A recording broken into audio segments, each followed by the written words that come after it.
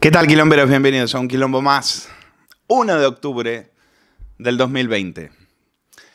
Bueno, un programa de medios como es el Quilombo no podía dejar de hablar de un momento repugnante que hemos visto. No en una radio pirata, nada más y nada menos que en la cadena SER, sí. Ahí, en plena Gran Vía, la cadena del grupo Prisa. La cadena progre, la cadena preocupada por las desigualdades, por los que sufren, por los débiles. Pues fuimos testigos de un momento, como decía, repugnante en el programa La Lengua Moderna. Este es un programa que es como una especie de spin-off de otro, que es el de Broncano, que se llama La Vida Moderna, en el cual hay 3 tíos. Dicen que son humoristas. Yo, francamente, a mí no me hacen ni puñetera gracia. El Ignatius Farrey, David Broncano y Keke. Insisto, lo he intentado de 1000 maneras, no me hacen ni puñetera gracia. Eso sí, tienen ahí a un par de los de la generación Z que los ponen ahí detrás y se parten la caja. Se les dan un bocadillo y una Coca-Cola y a reírse. Y claro, queda de puta madre. Cualquier gilipollez que dicen, ¡ja! Partiéndose la caja. Bueno, pero esto no es para partirse la caja. Esto es mucho peor. Como decía, este es un programa que se emite los viernes de 4:30 a 5 de la mañana y lo presenta Carmen Romero. No es la presentadora oficial. La presentadora oficial se llama Vanessa Ross y esta es una sustituta. La oficial está embarazada, está de baja por maternidad. Fíjate qué curioso. Está de baja por maternidad. Y llega esta y junto al insoportable de Keke pasa esto. Es un tema importante, hay que abrir este melón. Creo que no está muy hablado esto. Ahora le ha dado a la gente por hacer ecografías en 3D de los bebés. Y en 4D, Y en 4D. Sí. Y te lo enseñan todo orgulloso. Y te dicen, tenemos las fotos por ahí de las ecografías. Mira esto. Hostia, madre mía. Hay gente que paga por esto. Os recomiendo, no os puedo describir el vídeo, para los del podcast o los que estéis escuchando el audio tenéis que verlo, porque es que esto es difícil de describir. Mira, hay más, ¿eh? Es una especie de muñeco antropomorfo. Que, es un muñoncito. Claro, esto te lo enseñan ilusionados ellos. Mira, y tú... Es que yo veo esto, a mí me dan esto, me dicen, tienes esto dentro. Yo me preocupo. Es que se parece mucho a Alien. Es que viene con malformación. Es que viene mal. Es que viene mal. Claro. Ahora... Que igual lo ve un médico y dice, está todo bien, pero Claro, claro, tú a priori sin tú... conocimientos... Y esto lo enmarcan en su casa luego. Esto lo enmarca, hay gente que lo... Y te lo enseña, en plan, pero mira, yo te digo... Yo hago cacas más humanas. Sí, ¿no? Y no les hago fotos, ¿eh? O si se las hago no les obligo a los demás a verlas. Pues te digo una cosa, en Instagram lo petarías. Sí, ¿no? Una serie de ñordos mañaneros. ¿No? Por Carmen Romero. Yo hago cacas más humanas. Ñordos mañaneros le llaman. Y se parten de risa. Se escudan en el humor. Pero claro, no tienen huevos para hacer humor contra el Islam. O contra Irene Montero, por ejemplo. Con ellos no se van a atrever. Claro, tampoco tienen huevos de llamarles a los terroristas, a los islamistas, terroristas, cuando salen de carnicería con los machetes por las calles de Londres o de París.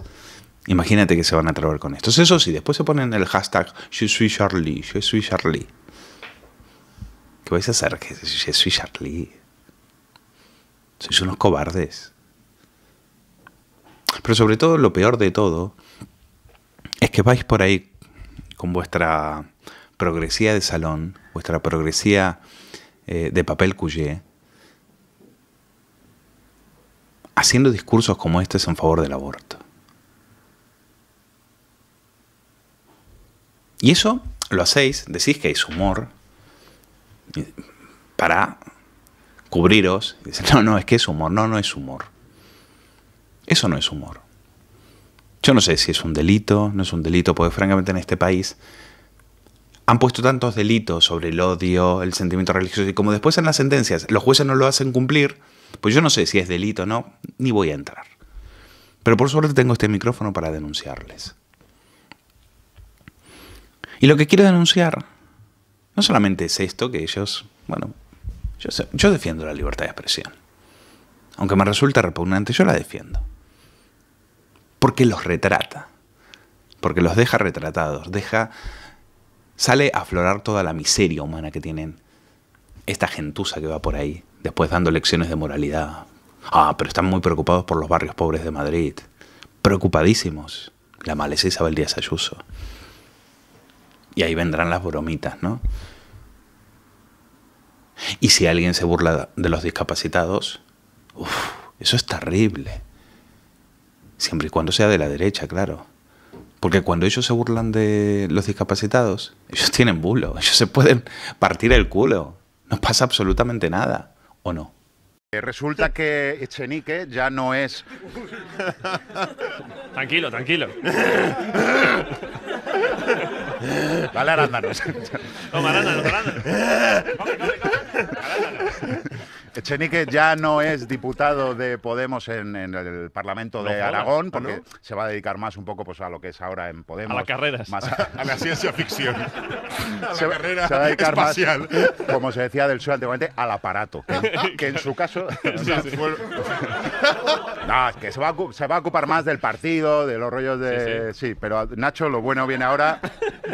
Vamos a ver, porque claro, cuando dejas un escaño viene otro del partido y te sustituye en ese escaño. Vamos a ver... Sigue siendo político. Sí, claro. Sí, vale. Él se va a dedicar, digamos, a Podemos, al orden en Podemos, que orden tiene interno. Cosas que ordenar. Sí, hay moviditas, sí. Y su puesto como diputado en la Asamblea de Aragón de Podemos lo ocupa Raúl Gay. Vamos a ver una foto, por favor, del sustituto de Echenique. Vale.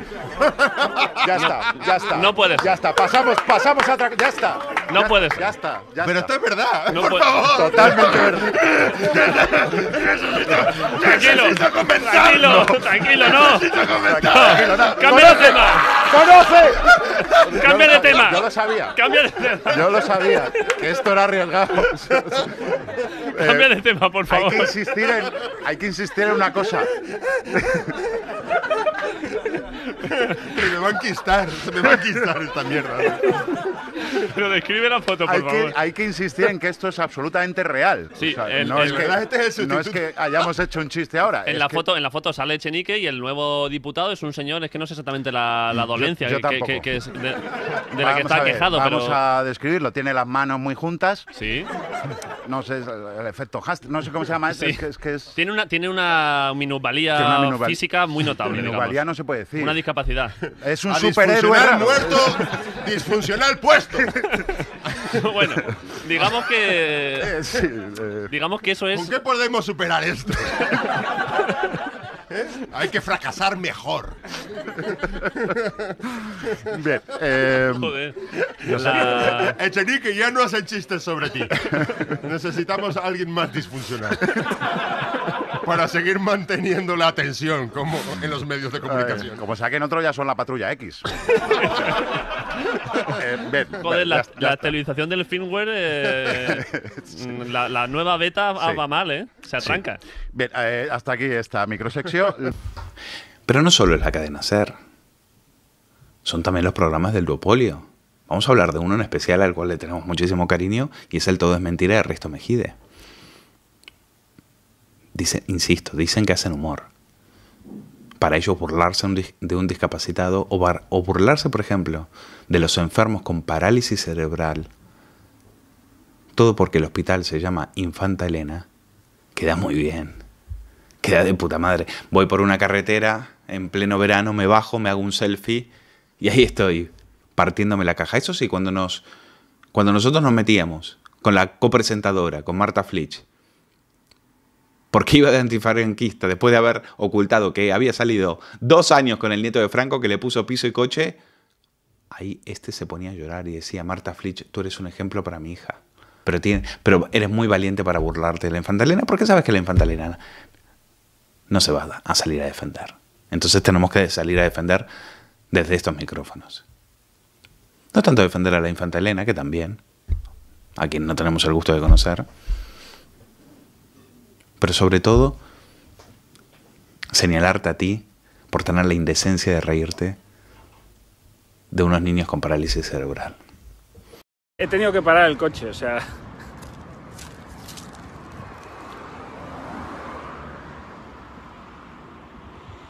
Pero también tenés a tu compañerito al lado. Tu compañerito al lado también hace bromas hace bromas sobre Echenique. No llegas tú, llega él. A donde no llegas tú es tu amigo fiel. Un momento, obispos dando lecciones sexuales, es como si Echenique diera lecciones sexuales también. Pero el curso dice... Mira que yo no voy a defender a Echenique. Pero me da en la entrepierna que pienses que somos imbéciles. Pero también es verdad que tu jefe, Risto, también se burlaba de los discapacitados. Elías, yo la semana pasada te llamé disminuido vocal. Y hoy, después de tu actuación, tengo que pedirte perdón.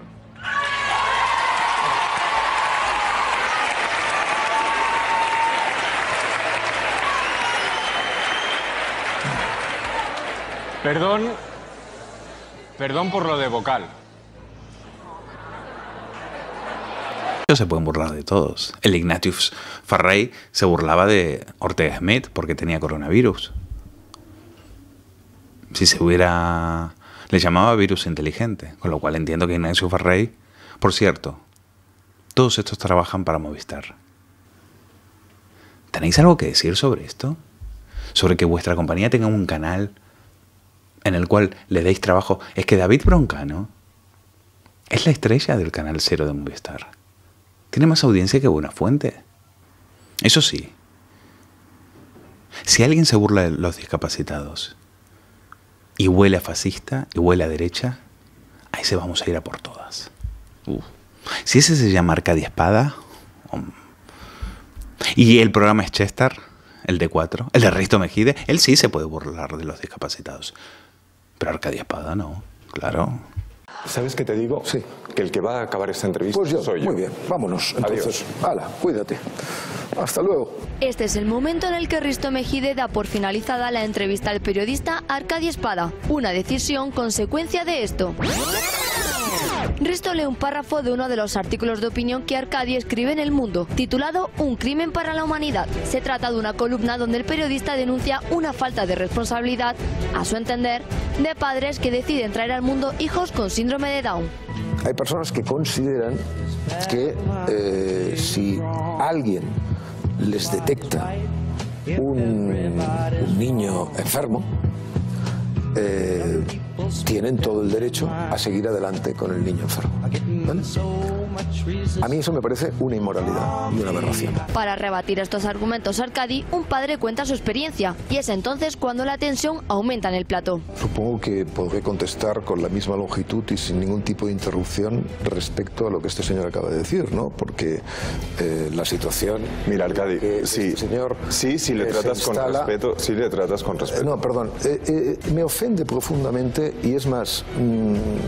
tal vez haya llegado el momento de acabar esta entrevista. Arcadia estalla y acusa al programa de transcribir mal su artículo, acabando con la paciencia de Risto. Bueno, pues hay cosas que merecen ser desenmascaradas. Y lo de hoy, más que un perfil, es un autorretrato. Juzguen ustedes mismos. Las polémicas palabras de Arcadi se tradujeron en varias denuncias contra el periodista. La Federación DINCAT, que ayuda a personas con discapacidad intelectual, presentó una querella criminal por un delito de odio. Por el mismo motivo, el Govern también le denuncia ante la Fiscalía de Barcelona. Y asimismo, el Comité Español de Representantes de Personas con Discapacidad presenta una queja ante la Federación de Asociaciones de Periodistas de España. Todo es mentira, intentó en varias ocasiones que Arcadia Espada diera sus explicaciones. Pero Arcadi, al igual que en el Cheste, responde atacando. Como ya saben lo que es un psicofante, sabrás hasta qué punto yo no responderé nunca. Finalmente, la Comisión de Arbitraje, Quejas y Deontología de la Federación de Periodistas ha tomado la decisión de censurar al periodista. La FAPE declara que Arcadia Espada infringe la deontología periodística al denigrar en sus escritos e intervenciones a las personas con síndrome de Down. Además, aseguran que las palabras de Arcadi no solo vulneran la ética periodística, sino también la Convención Internacional sobre los Derechos de las Personas con Discapacidad. Ahora el periodista deberá tener mucho cuidado al escribir. Debe abstenerse de aludir de modo despectivo o con prejuicios a la raza, color, religión, origen social o sexo de una persona o cualquier enfermedad o discapacidad física o mental que padezca. Bueno, hubo una federación que representa y ayuda a personas con discapacidad intelectual, que presentó una querella criminal contra el periodista Arcadi Espada. Lo que dijo Espada a mí me parece repugnante. Pero si por ahí si Arcadi hubiera dicho, ¿es que es humor negro? Claro, si tú lo haces desde el humor, tú puedes hacer lo que quieras. Tú puedes humillar a quien quieras, puedes humillar a las víctimas del terrorismo. Si estos eran los que hacían chistes con los judíos, como Guillermo Zapata, el concejal de Podemos, o con Irene Villa, por ejemplo. También se burlaron de un chico que era concejal de Podemos, que tenía unas terribles malformidades. Y dijeron que era humor. Para ellos los discapacitados somos nosotros. Periodista digital, libertad digital, ¿o no? ¿Qué? Bienvenidos al programa de los progres de la SER. ¡Ay, los progres de la SER! ¡Los progres de la SER! Tenemos que hacer una careta de Julio locutando los progres de la SER. Pero mientras tanto queremos mandar un saludo a Libertad Digital o a Periodista Digital o a toda la morralla que nos está sacando diciendo los progres de la SER se ríen de la gente con discapacidad. Efectivamente, nos reímos de la gente con discapacidad y por eso nos reímos de Libertad Digital. De OK Diario. Y de lo que sea. ¡David Broncano! ¡Hoy es jueves freestyle! Gracias. Pero no es humor, ¿eh? No se equivoquen. En toda ideología totalitaria, la eugenesia es uno de los o la eutanasia está ahí, como la pedofilia y otras que no lo van a salir a decir directamente, pero siempre están dando un pasito, pasito, pasito. ¿Se acuerdan cuando les conté en el quilombo una noticia del diario El Mundo, un diario supuestamente de derechas, diciendo que ya en Inglaterra estaban pensando, ya estaban debatiendo si los mayores de 70 años o 65 deberían votar? Es que hay gente que piensa que no tienen futuro. Por ejemplo, Pablo Iglesias, se lo dijo a Enrique Juliana. Los abuelos, ¿qué problemas son los abuelos? Claro, porque no te votan. Tú tienes dos problemas, los abuelos y las clases medias, que no te votan. Carolina Vescanza también lo dijo. Si los mayores de 45 años no votarían. No, si estos son muy democráticos, ¿eh? Y después van ahí y la palabra democracia no dejan. En una democracia. Los demócratas se llaman a sí mismos los demócratas. Pero insisto, tanto así como la eugenesia o la eutanasia, la esterilización forzosa de indeseables, esto no fue un invento de los nazis. Esto fue invento de una socialdemocracia. Esto fue invento de los suecos. Pero los países nórdicos fueron pioneros en la puesta en práctica en los años 20, ¿eh? Siguiendo las teorías pseudocientíficas de la eugenesia, la esterilización de aquellos a quien consideraban inferiores o de calidad racial baja o mezclada. Por eso hemos visto tweets y aquí nos los contó en este programa Polonia Castellanos, de la Asociación Abogados Cristianos, de cómo se burlaban de los ancianos con coronavirus. Decían, pero prácticamente hablaban de ellos como si fueran residuos, como si fueran basuras. Suecia esterilizó a 12.000 indeseables durante 40 años para mejorar la raza. No fue Hitler, fueron los socialdemócratas. ¿Y esto por qué es? Me dice, Valcarce, vale, pero no se vaya por las ramas. Ok, la supremacía racial no fue un invento nazi, sino socialista, nos ha quedado claro. Pero es que este es un hecho muy relevante. Mi amigo Javier Venegas ha escrito sobre eso porque los suecos son los primeros que descubren que el capitalismo puede ser combativo, pero no desde los postulados marxistas ortodoxos. Dicen, miren, el capitalismo es muy eficaz. Y eso de expropiar los medios de producción, ya hemos visto lo que ha pasado en la Unión Soviética, eso no sirve. Entonces vamos a expropiarles las mentes, sin que se den cuenta. Renuncian a expropiar los medios de producción, porque es mucho más eficiente que sigan en manos privadas, y después de ahí van a hacer un control mucho más sutil. planificando asuntos familiares, viendo qué es lo que consumen y lo que dejan de consumir, viendo qué tipo de bienes pueden producir y deben dejar de producir. Tienen que expropiar la conciencia de las personas, modernizar sus mentes, producir productos correctos. Empezaron con los productos y luego siguieron con las palabras. Por eso digo que esto no es inocente. Quien crea que esto es simplemente un chiste o un chiste de mal gusto, se equivoca. Esto lo llevan en el ADN. Y perdón por la metáfora genética.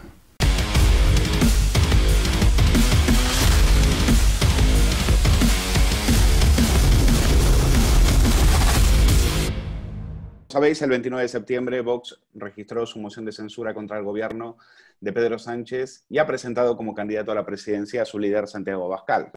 En este momento que tenemos el peor gobierno posible, en el peor momento posible, creemos que es el momento óptimo para presentar esta moción de censura, ha dicho Iván Espinosa de los Monteros. Bueno, vamos a hablar de esa moción de censura y quién mejor que Macarena Olona, la secretaria general del grupo el grupo parlamentario Vox y portavoz en la Comisión de Interior, que amablemente nos atiende desde su despacho en el Congreso. ¿Qué tal, Macarena? Un placer. Muy buenas. Luis, muy buenos días. Es un placer estar con todos ustedes. Bueno, quiero preguntarle, vamos a hablar de esta moción de censura. Dicen moción contra la mafia, es decir, no estamos frente a una moción contra un gobierno, estamos frente a un conjunto de mafias, mafia separatista, mafia mediática, mafia globalista, mafia de la inmigración. Bueno, son muchas mafias, Macarena. ¿Cómo? Ya esto es mucho más que una moción de censura. ¿Cómo se explica esto? ¿Cómo le explicáis a la ciudadanía que enfrente no tenemos a un gobierno, sino que tenemos a varias mafias? Venimos advirtiéndolo desde que el actual gobierno socialcomunista se alzara la Moncloa a lomos de la mentira, que lo que tenemos enfrente, porque es que verdaderamente tenemos enfrente a un auténtico enemigo de nuestra democracia, que si algo está evidenciando es que no tiene ningún tipo de escrúpulo en llevarse por delante todas y cada una de las instituciones del Estado, nuestra transición española, la concordia nacional, con tal de conseguir un único objetivo, don Luis, y es consumar su proyecto de poder, que no de país. Lo decía porque todavía quedan honrosos y decentes socialistas, Felipe González, hace escasos días, la semana pasada. No se puede negociar un proyecto de presupuestos con quienes no creen en España como un proyecto o que España deba continuar como un proyecto.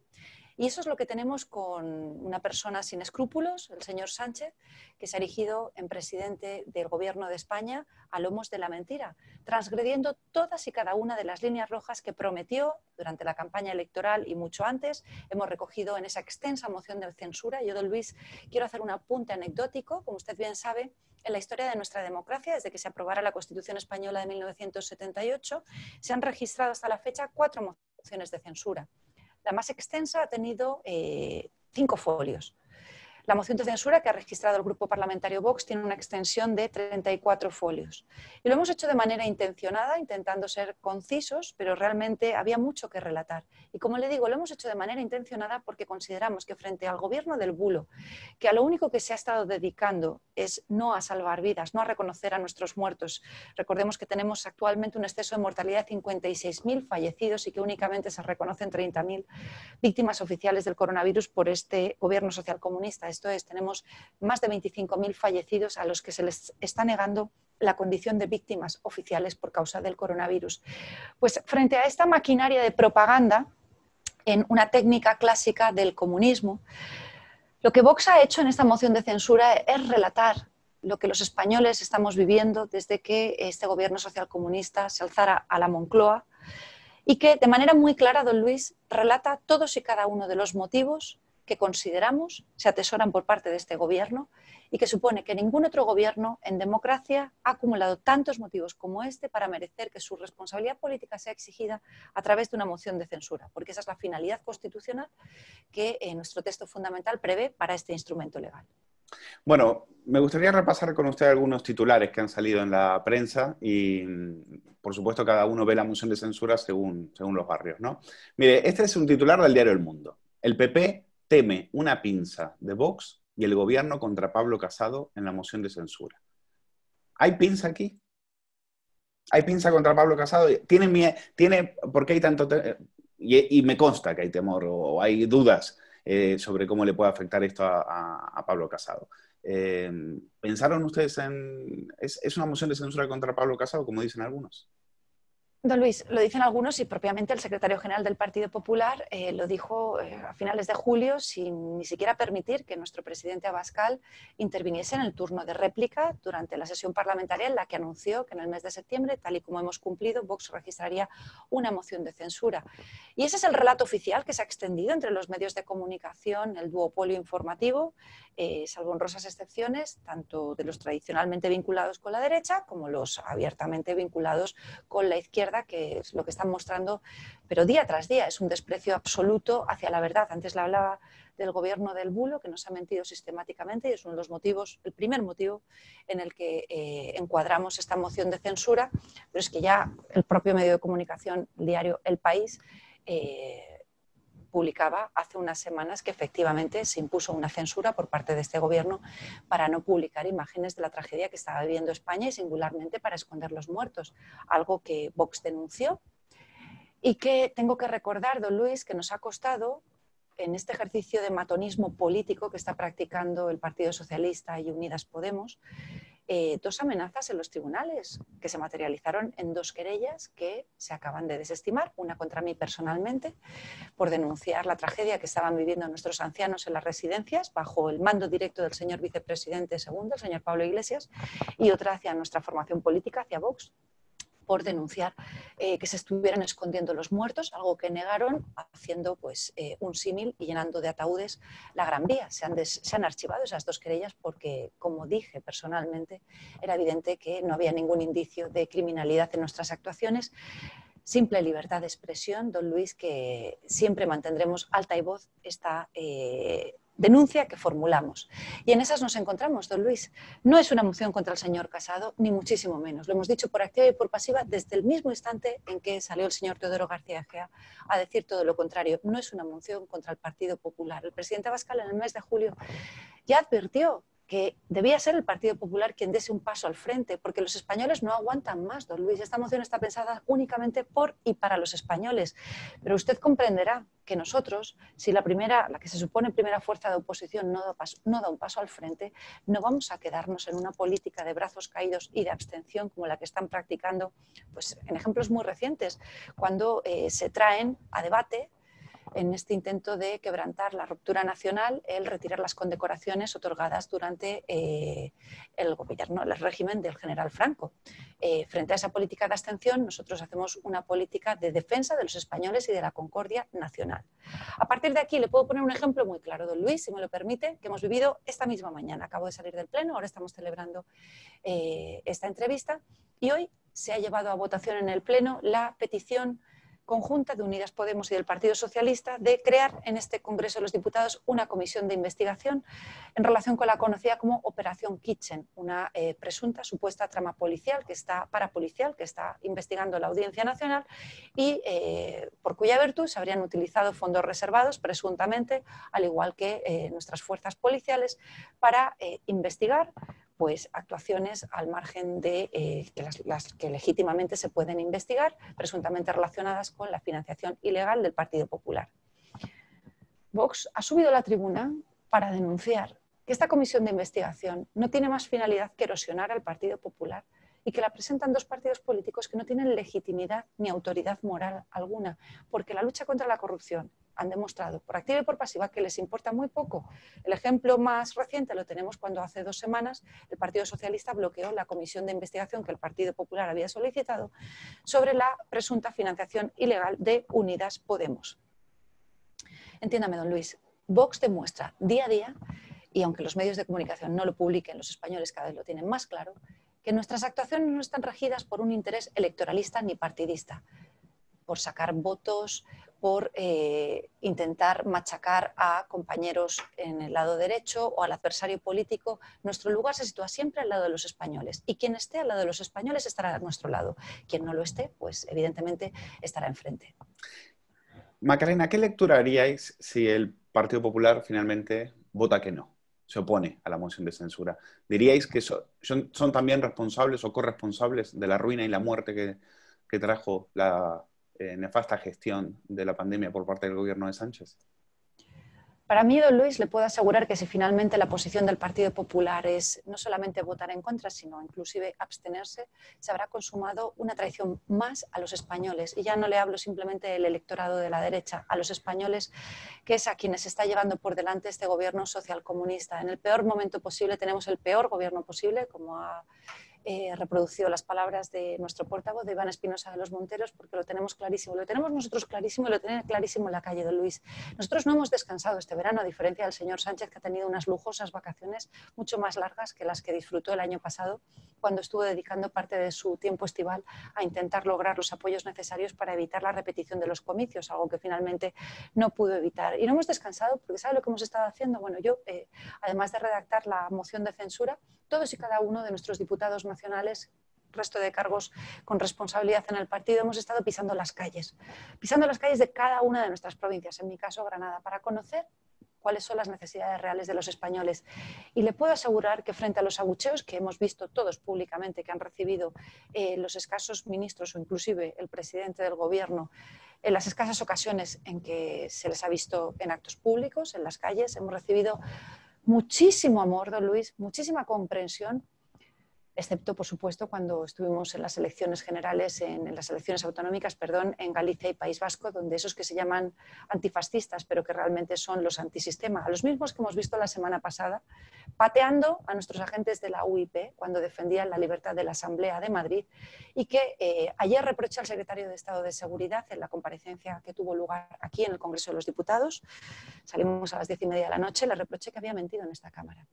Porque cuando se refería a esos hechos y escuchó cómo exigían la cabeza de los agentes, pues Unidas Podemos y el resto de fuerzas en las que se apoya este gobierno socialcomunista y que si tienen un denominador común es su odio hacia España, cuando exigían la cabeza de los agentes, se le olvidó mencionar que han habido 4 detenidos en esas actuaciones, en esos altercados públicos que han sido alentados desde los partidos en el gobierno, desde Unidas Podemos y desde el Partido Socialista.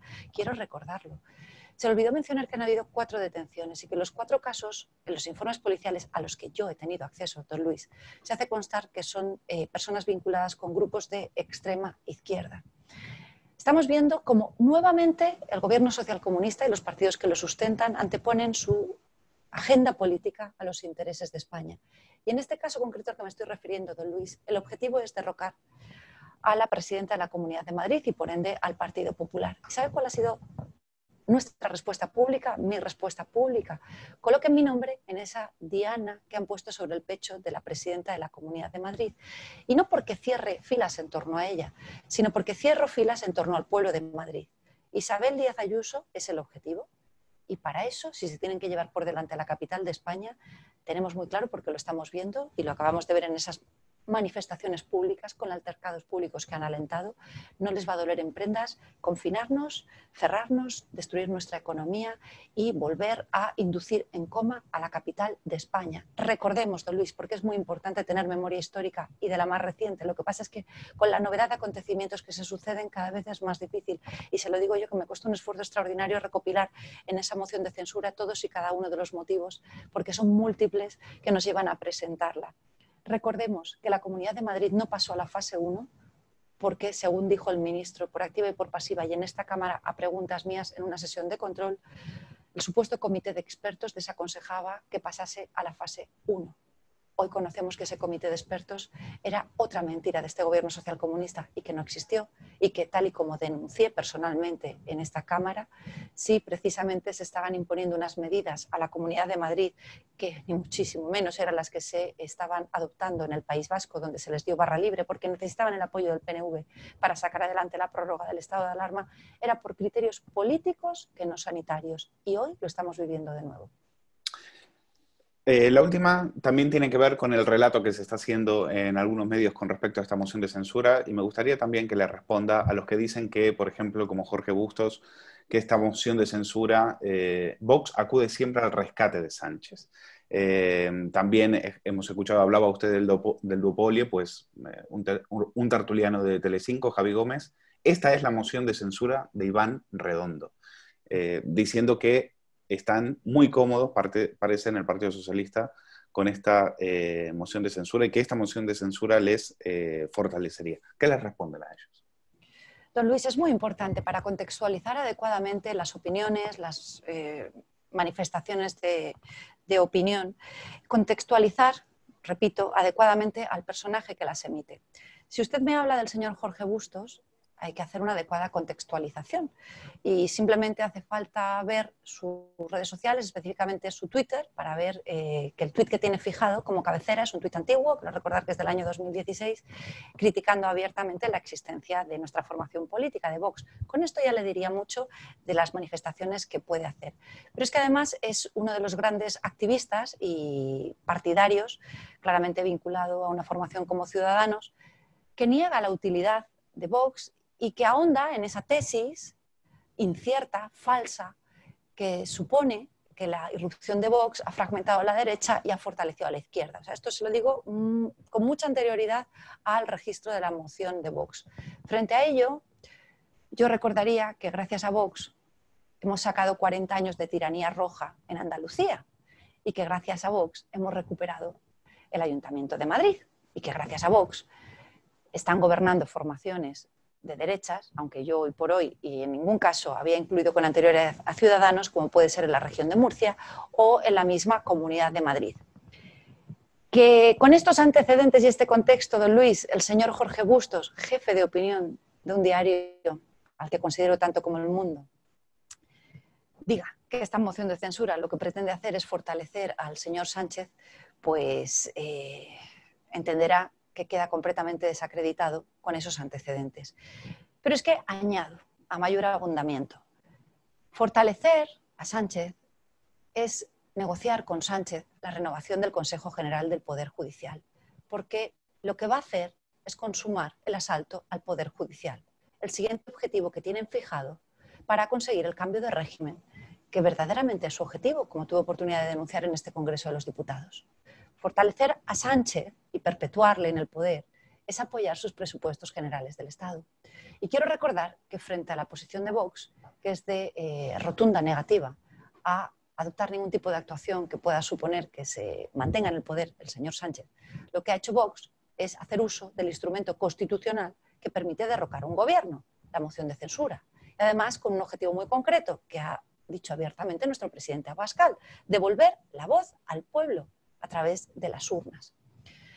Bien, la posición de otros partidos de la derecha no es esta que acabo de trasladarle. Y, pues bueno, si algo podemos sacar de positivo del cese del anterior portavoz del Grupo Parlamentario Popular en el Congreso de los Diputados, es que con ocasión de ese cese pudimos conocer las bambalinas, esas habitaciones oscuras en las que se estaban moviendo el Partido Popular y el Partido Socialista precisamente para apoyar los presupuestos generales del Estado y la renovación del Consejo General del Poder Judicial.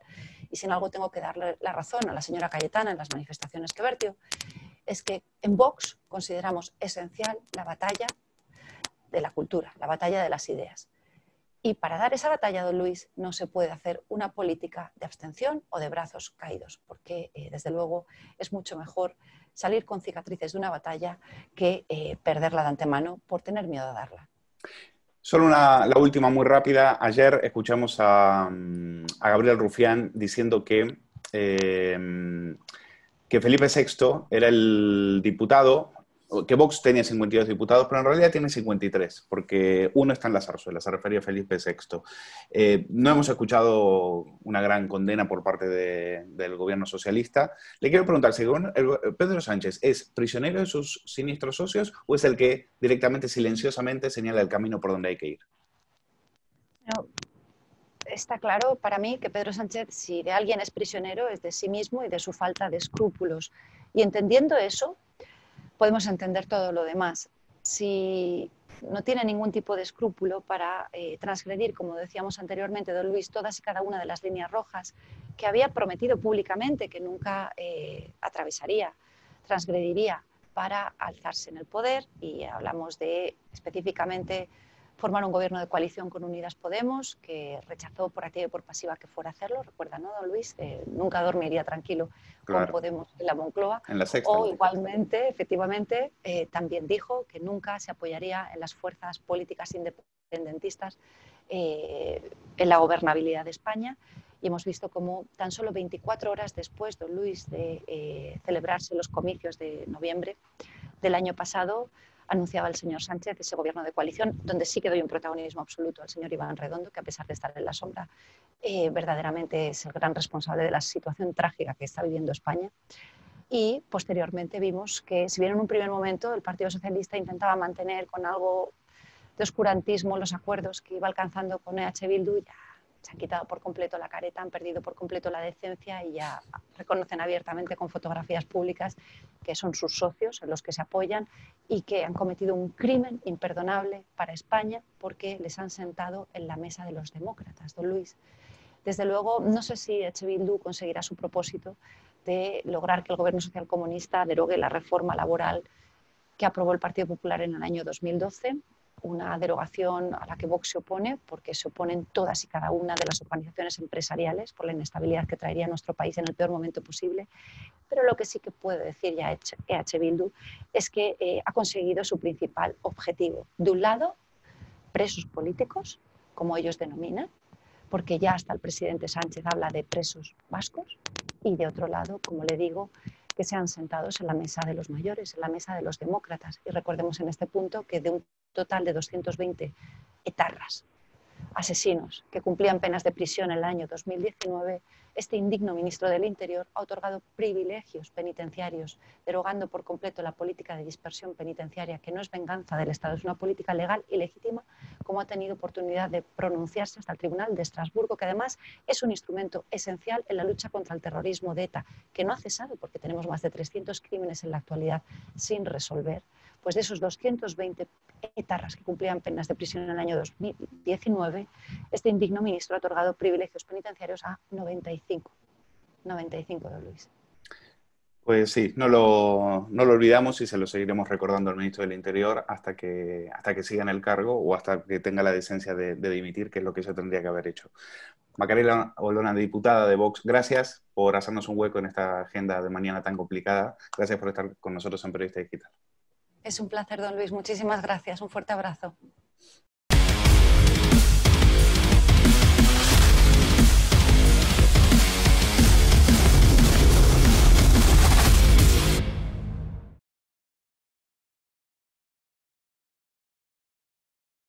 Preocupa, como sabéis, mucho el tema de lo que está pasando con la hostelería y el turismo, que son los sectores fundamentales para el PIB español, pero que este gobierno parece empeñado en machacarles, en despreciarles. Ya habéis escuchado las declaraciones de Garzón, aquellas en las cuales entendía que eran sectores que no daban valor añadido, cuando en realidad el único que no da valor añadido aquí es él como ministro de Consumo. Pero tenemos que hablar de qué pasa con ese sector, porque cada vez son más las asociaciones que se unen para hacerle frente a este gobierno y para exigirle medidas para los autónomos, medidas para los trabajadores, estamos hablando de un sector que aglutina a miles y miles de trabajadores, esencial, vertebrador de toda la economía española. Y con quien vamos a hablar es con Fidel Molina, que es presidente del grupo Comatel, pero aparte presidente de SOS Hostelería, una asociación valenciana que está exigiendo al gobierno medidas urgentes para un sector que en este momento está agonizando y lo está pasando francamente mal. ¿Qué tal, Fidel? Muy buenos días, gracias por atendernos. Muy buenos días. Preguntarle por, ayer a última hora finalmente se han extendido los expedientes de regulación temporal de empleo, los ERTES, hasta el 31 de enero. La Hostelería de España, Hostelería de Madrid, Asociación Madrileña de Empresas de Restauración lo han celebrado. ¿Cómo lo han visto ustedes desde SOS Hostelería? Vamos a ver, desde SOS Hostelería, que somos una asociación que lo que aglutina es una cantidad de trabajadores tremendos y una cantidad de empresarios pequeños, de pequeños bares dentro de la Comunidad Valenciana en este momento, donde hay unos 35.000 bares, creemos que son realmente insuficientes, pero muy insuficientes. Y lo explico. A mí el tema de los ERTES para bares normales donde están trabajando 2 personas no le encuentro ningún tipo de sentido. O sea, no tiene nada, no me ayuda en nada. Donde están trabajando 2 personas de 55 años, gente mayor que no tiene un nivel cultural muy importante, pues la verdad que no les llega para nada porque no van a entrar en un ERTE. ¿Qué van a hacer los pobres hombres? Lo que realmente sería interesante para ellos, ¿qué sería? Pues para este tipo de locales, para este tipo de personas, lo que realmente sería interesante serían ayudas directas, locales, comunitarias y nacionales. Quiere decir, locales, pues a nivel de un bar de barriada, pues que el que pudiera extender su terraza mucho más, cosas que el Ayuntamiento de Valencia pues ha estado creando problemas y no ha concedido prácticamente absolutamente nada. ¿Qué sería importante? Pues el minorar la tasa de basura. ¿Qué sería importante? Reducir el IVA. Reducir el IVA. Reducir en general todos los impuestos. Vamos a ver, ¿qué es lo que queremos? ¿Que se mueran y luego que vayan a pedirles ayudas al gobierno? ¿Ayudas de qué? ¿Del paro? ¿De a ver cómo me das la ayuda universal? No, ayúdales ahora que no se mueran. Ayúdales ahora que no se mueran. Microcréditos, ICOs, que les lleguen de verdad los ICOs, y no que cuando vayan al banco a solicitar un ICO le digan, oye, ¿por qué no me firmas? Me tienes que firmar un seguro por el ICO. De eso le quería preguntar. Los créditos ICOs al final eran una enganifa en muchos casos, ¿no? Porque obligaban a solicitarse, a sacarse seguros que eran finalmente carísimos y que la gente no los podía pagar. Así es, así es. Esa es la realidad. Lo que tú acabas de decir en este momento. ¿Para qué han servido? Para nada. Han servido para las grandes empresas, pero para las pequeñas empresas que estamos hablando de la hostelería, no estamos hablando de la gran restauración. No estamos hablando de eso, estamos hablando de la pequeña hostelería. O sea, estamos hablando que en la Comunidad Valenciana, como te he dicho anteriormente, hay 35.000 bares donde pueden estar 35.000 familias viviendo con lo justo. Ahí no han llegado los... Don Fidel, ustedes decían en junio, preveían que un 18% de los bares de la comunidad valenciana no iban a reabrir. ¿Cómo se han quedado muy cortos en esta predicción? Nos hemos quedado cortos. O sea, hay bastantes más bares que no han abierto y ahora nos tenemos que de cara al invierno, con el cambio de clima, la gente no quiere entrar dentro del bar, la gente no quiere entrar dentro de los locales, les da miedo y con la llegada del invierno, pues lo que va a ocurrir va a ser todavía peor, porque como no se preparen las terrazas, como no tengan dinero para calefactores o por alguna otra solución, la gente en la terraza no va a poder estar, entrar en los bares tiene miedo, con lo cual se van a cerrar muchos más bares en la Comunidad Valenciana y a nivel nacional, por supuesto. Si esto ocurre en la Comunidad Valenciana, imagínate con el clima en Valladolid, en Salamanca, en Soria, en Segovia. O sea, va a ser un desastre total, un desastre total. La gente tiene mucho miedo a entrar dentro de los locales, la gente quiere estar en la terraza, y en la terraza, con este cambio de temperatura que ya se está produciendo, se van a producir muchísimos más cierres. Los bares tradicionales, los bares normales necesitan ayudas, necesitan microcréditos, necesitan ICOs, necesitan que se les reduzcan los impuestos, que se les quiten las cargas. ¿Qué es más interesante? ¿Mantenerlos abiertos con lo mínimo que puedan ir viviendo o que cierren y luego tengamos que ayudarles? Porque si cierran y luego tenemos que ayudarles a vivir, el negocio se ha perdido. No van a tener dinero para volver a emprenderlo. Don Fidel, usted es presidente del grupo, como decíamos, Comatel y de Miro Hoteles. Si no corríjame, es una cadena de 4 hoteles. Han tenido en el verano uno solo abierto. ¿Cómo ha sido el verano para ustedes? Desastroso, con pérdidas importantes. O sea, vamos a ver, nosotros en este momento en Valencia tenemos 3 hoteles, de los cuales hay 2 cerrados. Hay uno abierto donde este último mes, por ejemplo, en el mes de septiembre, hemos tenido una ocupación de aproximadamente un 30%. Un 30%. Tenemos otro que está a punto de terminarse, que es lo que era la antigua sede del Partido Socialista, que entramos y compramos y está prácticamente terminado. Lo hemos prácticamente terminado con unas 60 habitaciones y nos encontramos en este momento que no se puede aguantar, no se puede soportar. O sea, vamos a ver, para mí el tema de los ERTEs ha sido un gran engaño. Y explico el por qué, porque la gente me va a decir, este hombre está loco. No estoy loco. No creo que lo esté. Vamos a ver. No, ¿por qué es un gran engaño? Te lo voy a explicar. Vamos a ver. Las empresas que tenían más de 50 empleados teníamos que pagar el 75% en estos últimos meses, el 75% de la seguridad social del trabajador. Hagamos una media de 350 a 400 euros mensuales. Cero ingresos. Cero ingresos. El trabajador no trabaja porque no hay trabajo. A mí que lo pague la Seguridad Social o que lo pague el Estado me parece estupendo, es una cuestión del Estado. Pero que yo tenga que pagar la Seguridad Social de una persona que no me está absolutamente dando nada, ¿dónde va eso? A mi cuenta de la tesorería. Entonces, gracias a Dios, mantenemos una tesorería adecuada y hemos podido aguantar este tirón. Pero imagínate la cantidad de empresarios que hay, cadenas de hoteles que tengan 1.000, 2.000, 3.000, 4.000 empleados y que los tengan en un ERTE porque el gobierno les ha obligado a mantenerlos en un ERTE y que hayan estado pagando el 75% de la seguridad social todos los meses sin tener ningún ingreso. ¿Cómo se encuentra esa gente? Y se han tenido que pagar alquileres porque no son propietarios de esos hoteles, de esos edificios. Ostras, es un auténtico desastre. Como el gobierno no haga algo lógico, porque aquí no existe la lógica, nos estamos cargando las empresas.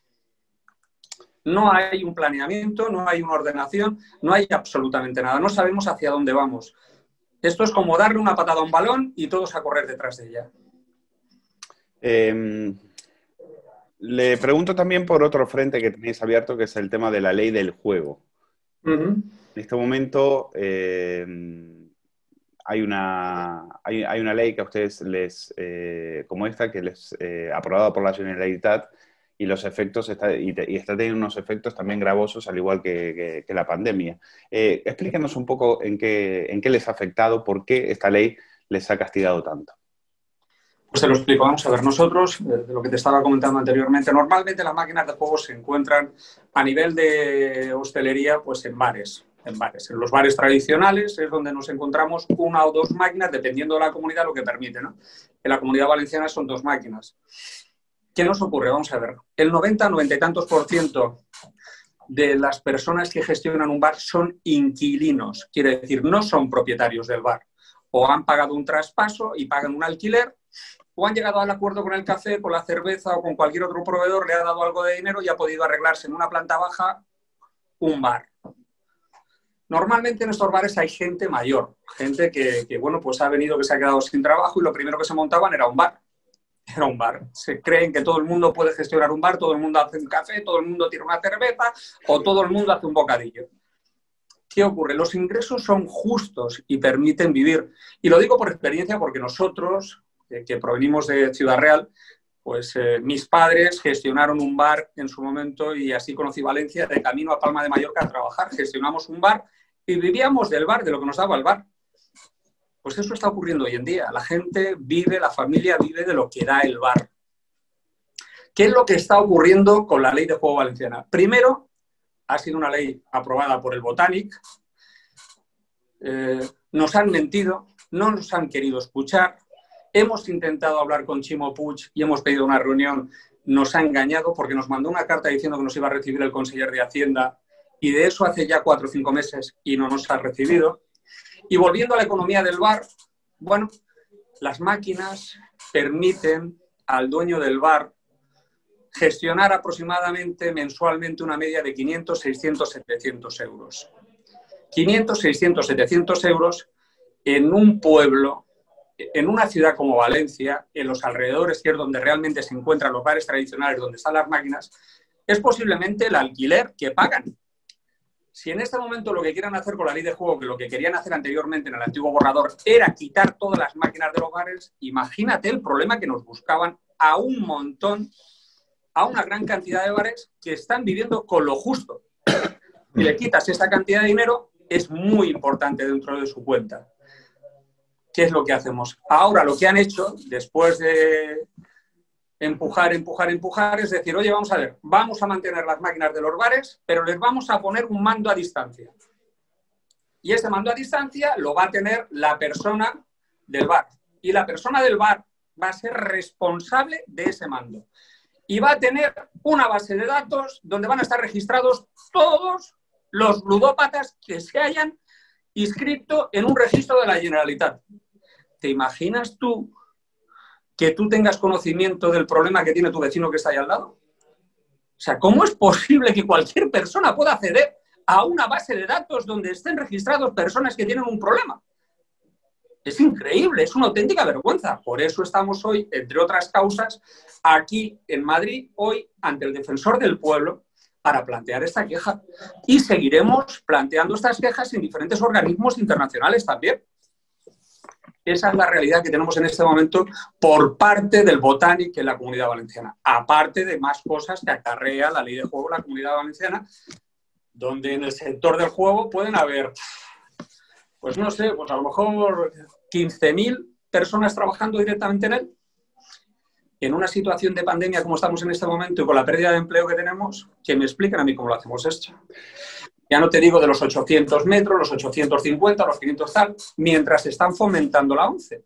Y también tengamos en cuenta que ayer se presenta la memoria de juego de la Comunidad Valenciana, que la presentan ellos, se ha reducido el juego en los bares y han habido 7 levantamientos de actas en todo, en un año, en bares. ¿Quieres decirme que 7 levantamientos de actas por parte de la Policía Autónoma dan pie para poner un mando a distancia a las máquinas? Todas las máquinas que hay en los bares habrá que tirarlas a la basura porque no van a servir para instalar ese mando a distancia y habrá que volver a invertir dinero otra vez. O sea, esto es algo increíble, la situación que estamos en este momento, que estemos malgastando el dinero cuando deberíamos de estar pensando en ayudar a este tipo de microempresas a que salgan adelante ahora. Bueno, es una de las obsesiones, ya sabe, del ministro, ¿no? Del ministro de Consumo, la tiene con el tema del juego. Habiendo otras pandemias sociales mucho más graves, ¿no? Por ejemplo, no sé, el alcoholismo, por ejemplo, si efectivamente. Pura, por ejemplo. Pero esa parece que vamos a tener que poner un mando a distancia a las botellas de alcohol. Próximamente, sí, próximamente. Sí. Quiero, para cerrar el tema de los ERTEs, y ya terminamos, la ministra Yolanda Díaz, la comunista Yolanda Díaz, ha dicho que le preguntan en La Vanguardia por qué no alargó los ERTEs hasta junio, si ella sabe que los trabajadores van a volver. Si finalmente los trabajadores van a volver, pues alárguelo hasta junio. Y ahí ya no se quiso mojar. Dijo, bueno, yo no lo sé. Cuando le preguntan por qué, yo no lo sé. Ella dice que van a volver, pero en realidad no sabe cuándo van a volver. Es decir, ¿a qué está jugando el gobierno desde el punto de vista, desde ustedes, desde el punto de vista empresarial? ¿Qué creen que pasa en el gobierno? Desde mi punto de vista como empresario y un empresario que mantenemos unas 40 y tantas empresas y que antes de la pandemia teníamos 400 y pico empleados, yo creo que el gobierno no tiene ni puñetera idea de lo que es una empresa. Eso es lo primero. Lo segundo, creo que el ministro de Consumo no sé lo que consume. No tengo ni la más remota idea de lo que consume este hombre. De verdad lunas de miel en Nueva Zelanda. Eso es lo que consume. Sí, porque si no... Entonces, las decisiones que están emprendiendo, las medidas que están tomando, no tienen ningún sentido. Que me digan a mí dónde están los expertos, que son los que les están orientando referente al tema de la pandemia.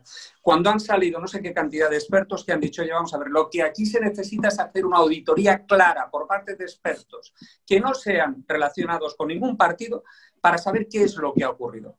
Cuando tenemos a una persona como el doctor Cavadas, que yo creo que algo tiene que decir este hombre, que este hombre creo que es una persona que ha demostrado suficientemente su inteligencia y su preparación, y que te dice que esto no hay Dios que lo pueda entender. Entonces, lo que tenemos en este momento es un gobierno que no tiene la más mínima idea de lo que está realizando y que lo que creo que nos está realizando es nos está empobreciendo día a día, está cerrando empresas continuamente y que no vamos a ser capaces de llegar a una línea en la que nos encontrábamos anteriormente. Esa es la realidad que yo espero de este gobierno. Pues nosotros esperamos que puedan salir a flote. No esperamos nada del gobierno, pero sí esperamos mucho de ustedes, que son los que mueven la economía y los que tiran para adelante y le dan trabajo y crean riqueza de verdad. No crean burocracia ni gastos superfluos. Fidel Molina, presidente del Grupo Comatel y presidente de SOS Hostelería. Gracias por estar con nosotros. Muchísimas gracias a vosotros por haberme permitido estar aquí con vosotros. Gracias.